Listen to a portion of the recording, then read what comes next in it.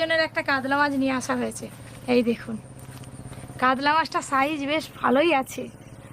এরকম বড়, যেহেতু বেগুন দিয়ে কাতলা মাছের কালিয়া বানাবো, তাই এই দেখুন, এগুলো কিন্তু বেগুনি কালারের বেগুন নয়, একটু আলাদা বেগুনটা দেখতে, রংটা একটু সবুজ সবুজ। বেগুনগুলো কেটে নিয়েছি, এগুলো হলেই হয়ে যাবে।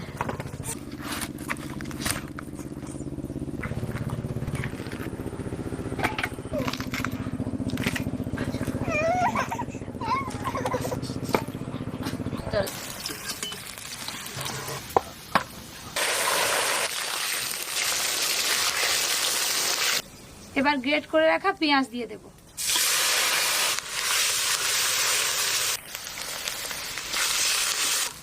লঙ্কা গুঁড়ো, হলুদ গুঁড়ো, টমেটো কুচি, স্বাদ মতো লবণ, কালিয়ার জন্য মশলা। এবার দেব ভেজে রাখা কাতলা মাছ।